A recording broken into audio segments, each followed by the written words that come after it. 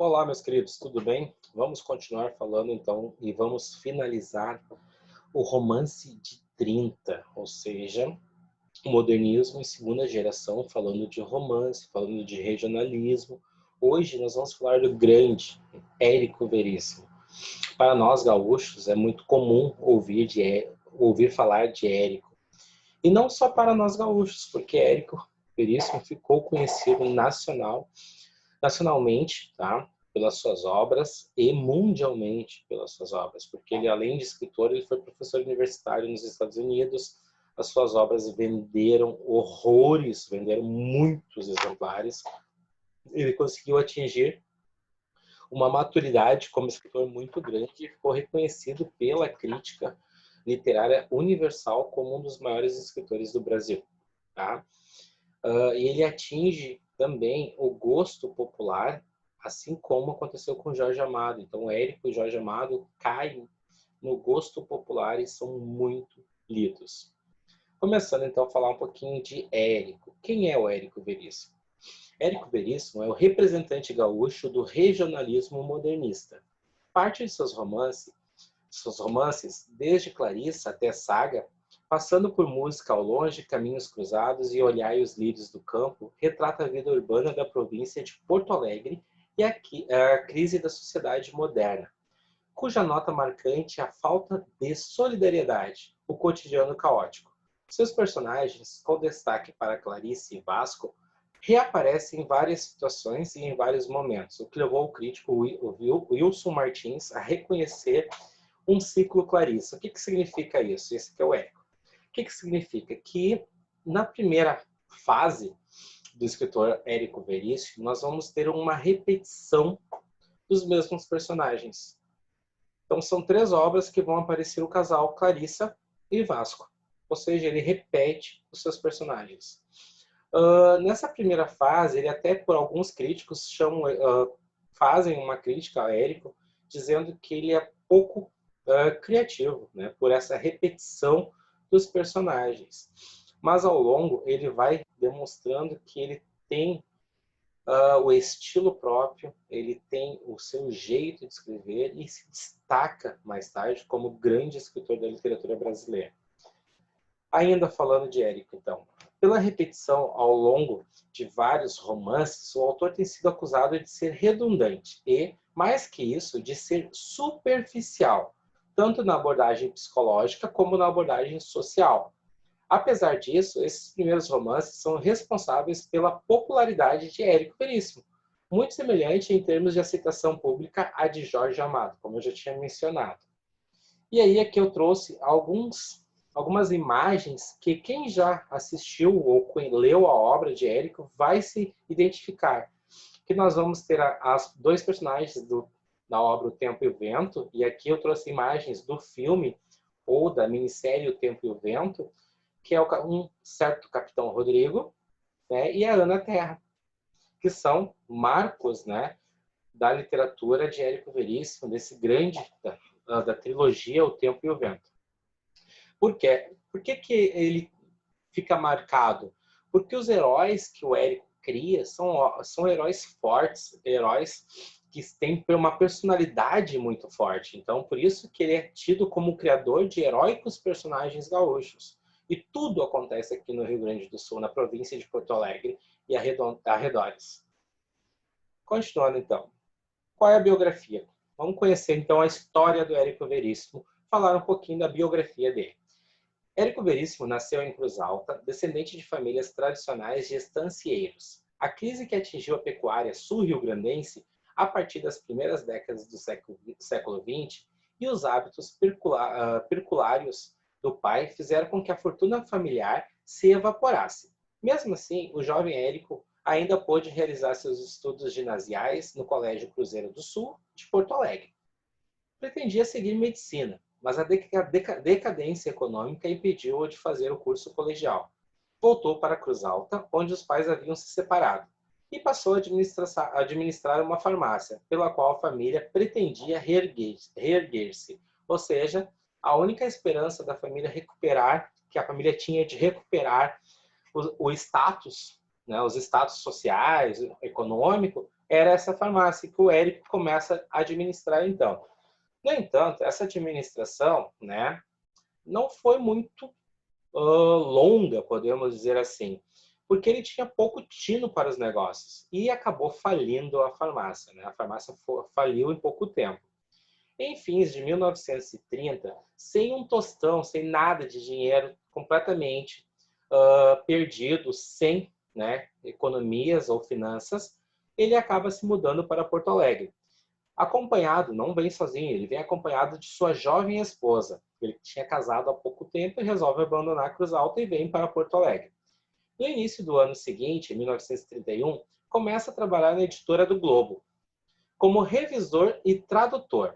Sua estreia literária deu-se em 1932, ou seja, 2 anos após estar em Porto Alegre, com o livro de contos Fantoches. Um livro bem simplesinho, podemos dizer assim, bem aquém das outras obras de Érico.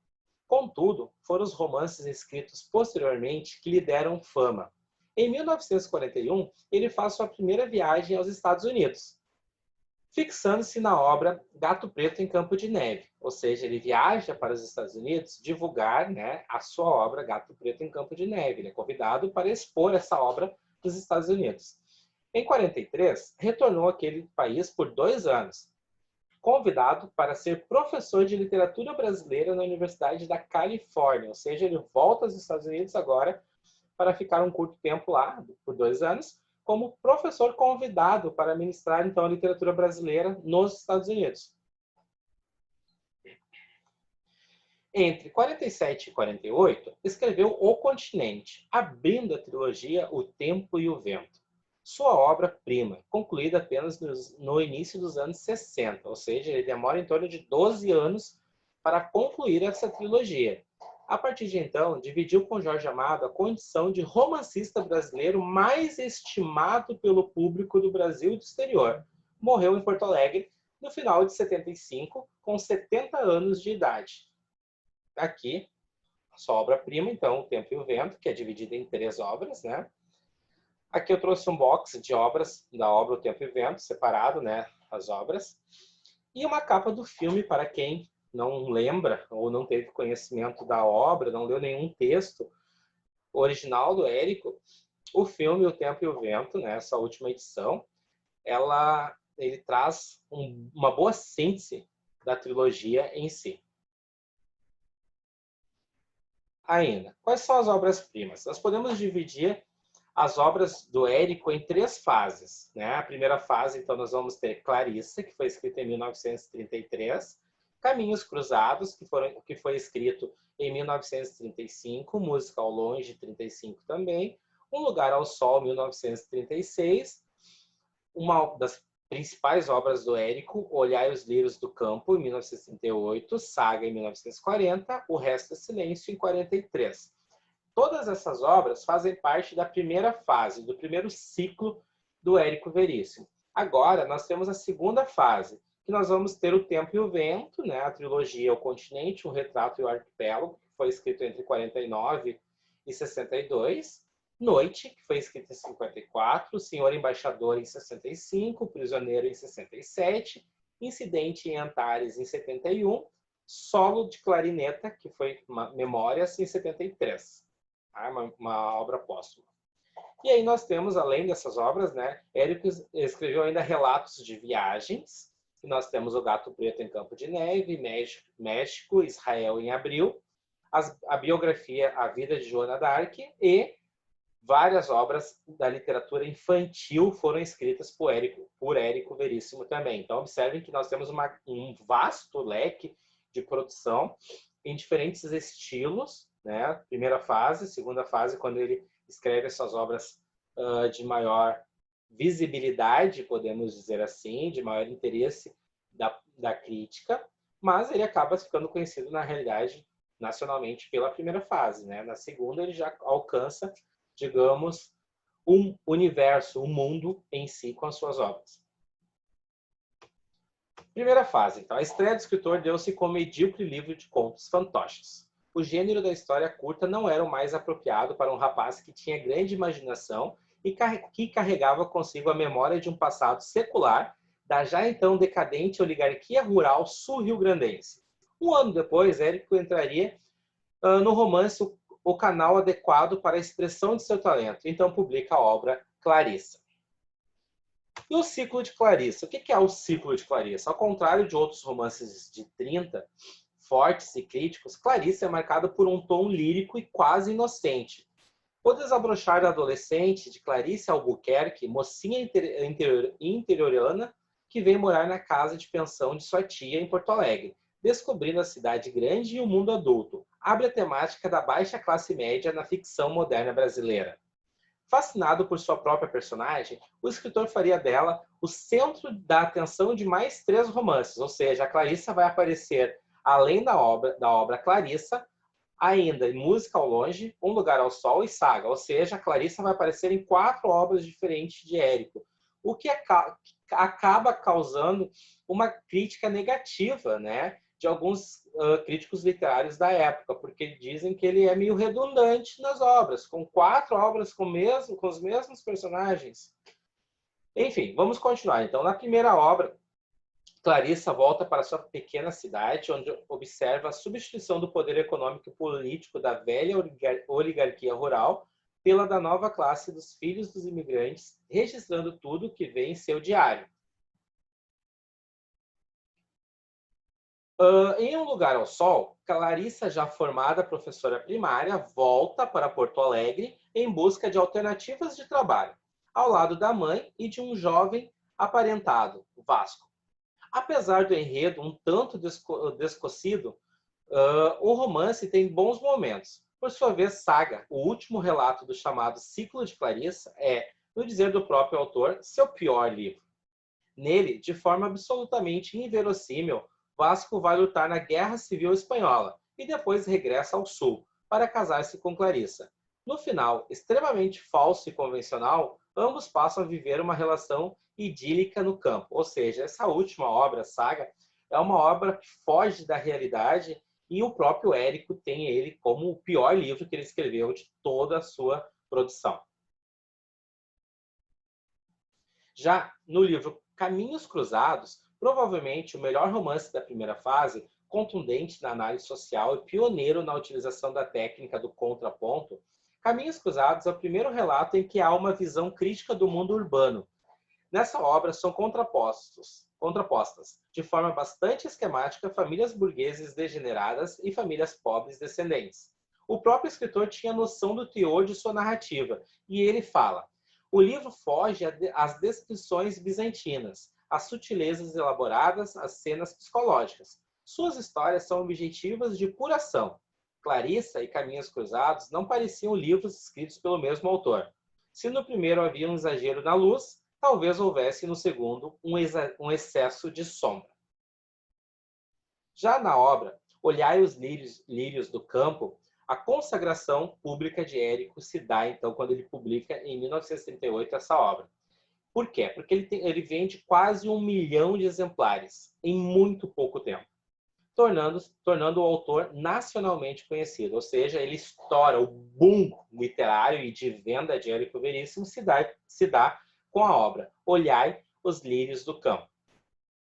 O romance inicia com o médico rico, Eugênio, viajando da sua propriedade no campo rumo a Porto Alegre. Ele recebeu um chamado de um hospital no qual outra médica, Olívia, agonizava.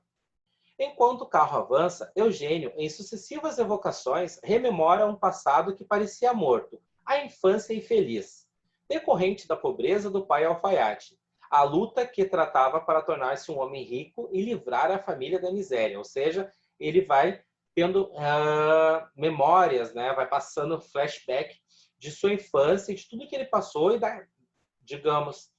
da infelicidade que ele tinha em ser pobre e tudo que ele fez para vencer esse obstáculo e tornar um homem conhecido e rico. A condição humilde foi vencida graças ao sacrifício dos pais em proporcionar estudos em ótimos colégios. No entanto, um ano antes de sua formatura em medicina, o pai falece. Durante todo esse tempo, Eugênio sempre abominava contra a condição humilde da família e aspirava a uma posição de riqueza. Entretanto, Na noite em que se formara, havia conhecido Olivia, colega de faculdade, tão pobre quanto ele. O relacionamento amoroso entre os dois torna-se inevitável. Em nenhum momento, porém, Eugênio assume qualquer compromisso com Olivia.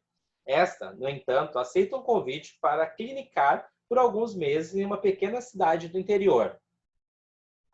Já Eugênio fica em Porto Alegre, onde conhece Eunice, filha de um grande empresário com a qual se casaria, tempos depois, apenas por interesse econômico. Antes disso, ele escreve uma carta a Olivia para comunicar-lhe o fato. A jovem médica vem à capital e aceita resignadamente o casamento de seu amado. Mais tarde, ao retornar definitivamente para Porto Alegre, ela revelaria a Eugênio que ele era pai de uma menina, Ana Maria.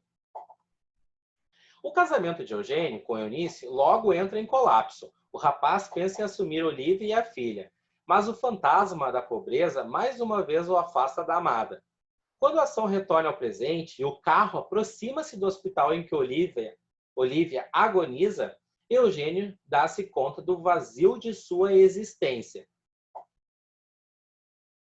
A situação piora, pois ao entrar no hospital, Eugênio recebe a notícia da morte de sua antiga namorada, encerrando-se assim a primeira parte do romance. Na segunda parte, bastante pobre literalmente e marcada por digressões filosóficas de extrema banalidade, Eugênio rompe o casamento e assume a filha, Ana Maria. Passa a ser então um médico de pobres, encontrando nessa opção a harmonia interior. Sua visão de mundo resume-se à exaltação da solidariedade e da tentativa de criação de um mundo melhor mediante ações e assistenciais. As características da primeira fase. Primeiro, localizam-se no espaço urbano, quase todos em Porto Alegre. Segundo, o registro da existência, valores e costumes de uma pequena burguesia, classe média, que se tornava, pouco a pouco, o setor social mais representativo de Porto Alegre. Conflitos dramáticos, centrados na ordenação familiar e na luta pela ascensão social, como a gente viu em Olhai os Lírios do Campo. No âmbito familiar, reflete-se os valores conflitantes do universo social. O território da família é, ao mesmo tempo, o inferno e o espaço ideal de uma verdadeira comunidade humana. Ainda, uma visão de mundo libero-humanista. A burguesia é questionada por seu desprezo pelos pobres e deserdados. Já o patriciado rural decadente nada mais tem a oferecer. Porém, o autor não crê nas ideologias em voga na época, como o comunismo e o fascismo, defendendo uma conscientização individual como saída. Nós temos a repetição de casais e personagens em várias narrativas, como a gente viu ali no ciclo de Clarissa. A notável habilidade técnica manifestada pelo refinamento dos jogos temporais e sobretudo, pelo uso inovador da técnica do contraponto, que consiste em justapor uma série de personagens e situações em que haja no texto um centro narrativo. E por último, nós vamos ter uma linguagem elegante, mais tradicional, sem maiores invocações de ordem estilística, traço que se manteria nos textos da segunda fase. E aí nós temos, então, dentro dessa primeira fase, Olhai os Lírios do Campo, que foi a obra que consagra Érico Veríssimo como grande escritor. Clarissa, né, que inicia esse ciclo de repetição de personagens. Música ao Longe, Um Lugar ao Sol e Saga, que são as obras dessa primeira fase de Érico Veríssimo. Já, quando a gente começa a falar da segunda fase da obra do Érico, nós temos que começar falando da obra O Tempo e o Vento, que possivelmente é o mais importante romance histórico brasileiro, composto por 3 livros, O Continente, O Retrato e O Arquipélago, publicados entre os anos de 49 e 61. A trilogia de mais de 2.000 páginas obteve imediato reconhecimento do público e da crítica. O projeto do escritor é recriar ficcionalmente a história da formação do Rio Grande do Sul pastoril, por meio da trajetória de sucessivas gerações da família Terra Cambará. Os indivíduos que compõem a família, além de seus dramas pessoais específicos, vivem de maneira privilegiada os acontecimentos que definem a sociedade gaúcha. Já o tema específico da trilogia é a ascensão e a queda política da classe dos estancieiros gaúchos, mostradas tanto nos seus aspectos épicos quanto em sua dimensão de violência e brutalidade. Os acontecimentos retratados, que oscilam entre a saga e a visão crítica, abrangem um período de 200 anos, iniciam-se em 1745 e se estendem até 1945, com a queda de Getúlio Vargas, o que retrata o fim do poder dos fazendeiros sulistas. A maior parte das ações ocorre na imaginária Santa Fé, né? Cidade síntese da conquista do Pampa e da civilização pastoril que aí se formou. A segunda fase do romance, o romance é narrado em terceira pessoa, mas as cartas e diários permitem a presença eventual de primeira pessoa. No plano da linguagem, o autor mantém a norma culta padrão, evitando expressões regionais, usadas apenas esporadicamente na fala de personagens de condição social inferior, ou seja, mesmo sendo uma obra regional, nós temos o predomínio da norma culta padrão em toda a sua estrutura. Duas pessoas na narração, terceira pessoa na sua maior parte, e as cartas e os diários que são escritos em primeira pessoa. Do ponto de vista da técnica e da estrutura narrativa, Érico quebra a linearidade cronológica por meio de contrapontos temporais. Em O Continente, por exemplo, o último episódio no tocante à cronologia interna da obra é O Sobrado. O escritor, no entanto, fragmenta-o em 7 capítulos e o espalha ao longo da narrativa, para que o primeiro fragmento abra o relato e o último.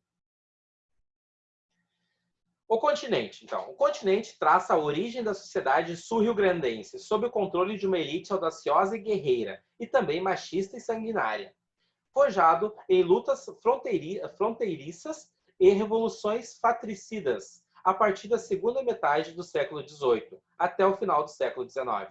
As ações se desenrolam ao longo de 150 anos, iniciando com o episódio das missões jesuítas em 1945, passando pela conquista do Pampa e pela fundação de Santa Fé, e terminando com o fim do cerco ao sobrado dos Cambará, em junho de 1895. O Continente divide-se em 7 episódios, 2 dos quais se tornaram antológicos, que é Ana Terra e um certo Capitão Rodrigo, que são 2 personagens mega importantes e conhecidos. Quando se fala de Tempo e o Vento, né, ou Continente, a gente já fala de Ana Terra e Capitão Rodrigo.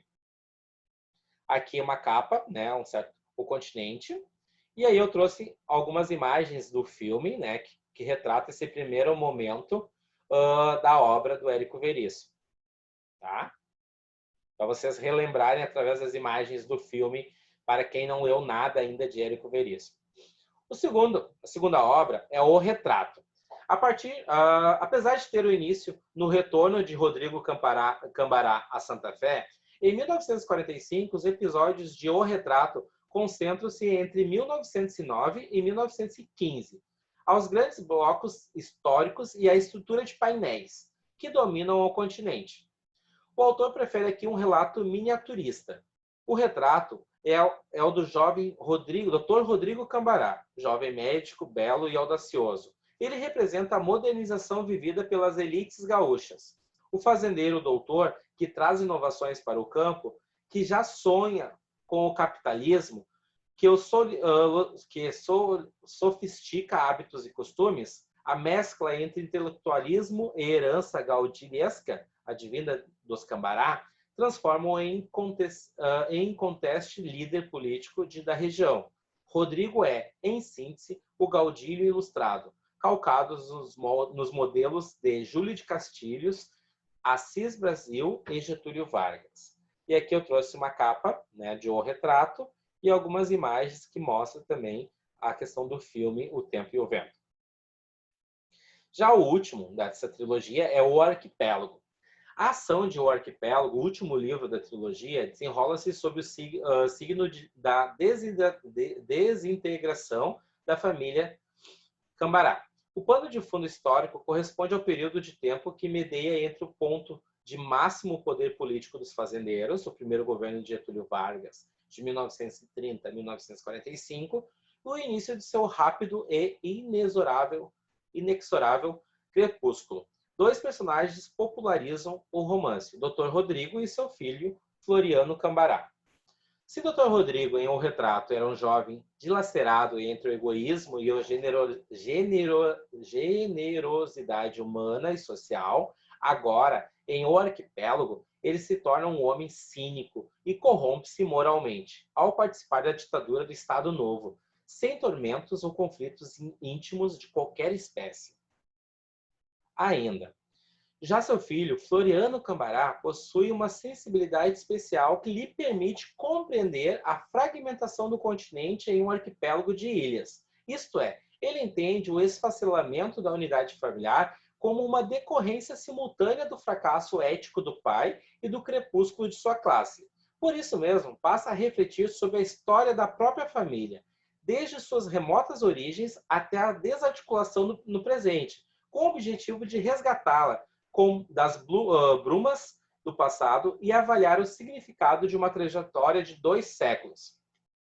Também romancista, como o próprio Érico Veríssimo, de quem é porta-voz, cabe a Floriano Cambará recompor um mundo condenado ao perecimento e questioná-lo permanentemente. Ou seja, o Floriano Cambará é o representante ou o porta-voz do próprio Érico, porque assim como o Érico, Floriano também é um grande escritor. E aqui o Tempo e o Vento, né? E imagens da guerra e de Rodrigo, Capitão Rodrigo. Agora a gente vai falar da última obra de Érico Veríssimo, Incidente em Antares. Com Incidente em Antares, Érico Veríssimo retorna tematicamente ao Rio Grande do Sul, a criação de uma cidade imaginária, Antares, a erosão do poder das antigas elites, a presença degradada da burguesia, a entrecruzar-se de vários enredos paralelos são características que se encontram em obras anteriores, especialmente em O Tempo e o Vento. Contudo, agora a paródia e o sarcasmo vão predominar. Então, a paródia e o sarcasmo predominam na obra Incidente em Antares. Por quê? Porque a primeira parte do livro é uma crônica história da cidade e dos clãs dominantes, dos Vacariano e dos Campo Largo. Essas famílias oligárquicas são apresentadas de forma implacável pelo escritor. O recurso ao fantástico é a volta dos mortos. Não implica a construção de um romance gótico ou de terror. Trata-se apenas de uma alegoria do Brasil contemporâneo. O truque do romancista é aceito pelo leitor. Os 7 defuntos, nada mais tendo a perder, podem denunciar a mentira, a hipocrisia e a podridão dos vivos. Há um desmascaramento coletivo, sobretudo dos poderosos da cidade. A venacidade e a degradação das camadas dirigentes põem em xeque seu poder. A obra parecia terminar com o enterro dos 7 mortos. No entanto, o autor a estende até o final da década de 60, quando a ditadura militar já descera seu véu sombrio sobre o país. Um estudante tentava escrever algo em um muro havia sido abatido pelas forças repressivas. O menino passa pelo local com seu pai. Percebe no muro a palavra incompleta. Pergunta então ao pai o que ela significa. Assustado, o pai arrasta para longe. Mesmo assim, o menino consegue soletrar a palavra em voz alta. Liberdade.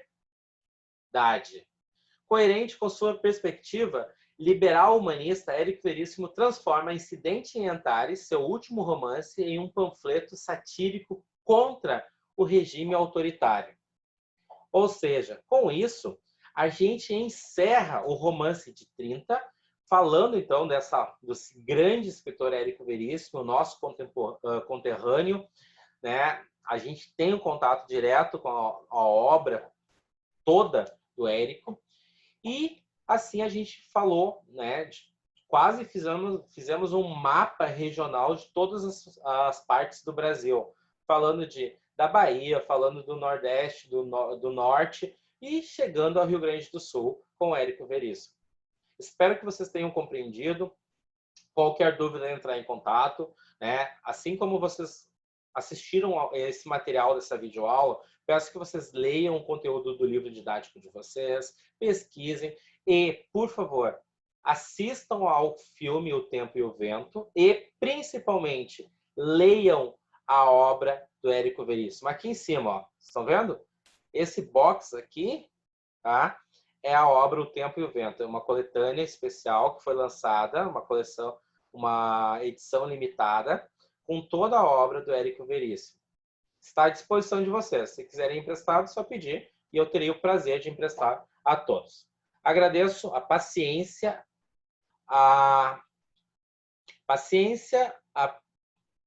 digamos, o impulso, a vontade de acompanhar, de aprender e de evoluir.